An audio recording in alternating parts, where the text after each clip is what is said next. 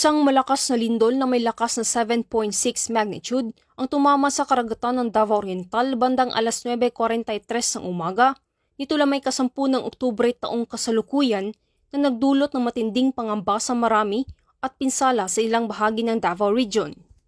Batay sa pinakahuling datos na nakalap hanggang alas 4:40 ng hapon, 4 na sibilyan ang nasawi, isa sa Davao City, isa sa Davao de Oro, at 2 pa sa Davao Oriental, habang 43 naman ang sugatan, kabilang ang 27 sa Davao City, 3 sa Davao del Norte, 8 sa Davao de Oro, 4 sa Davao Oriental, at 1 sa Davao del Sur at wala namang napaulat na nawawala.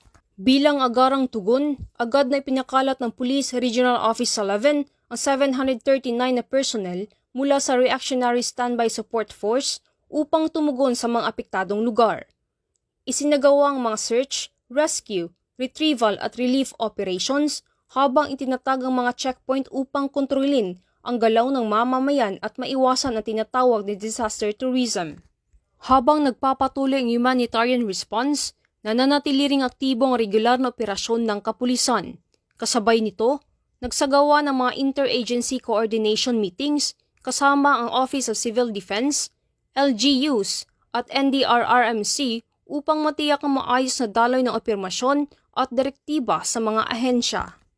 Naglabas ng mga babala ukol sa aftershocks at paalala sa kaligtasan sa pamamagitan ng media at social media.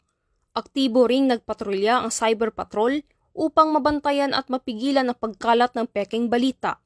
Sa Davao City naman, isinagawa ng Davao City Police Office ang Oplan Eye in the Sky operation para sa aerial monitoring at libreng sakay para sa publiko.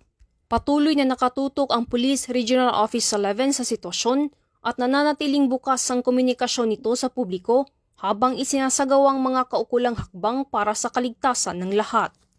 Mula dito sa Rion 11, ako yung PNN correspondent, Patrolwoman Sheena May Ilagan, alagad ng batas, tagataguyod ng Balitang Pulis.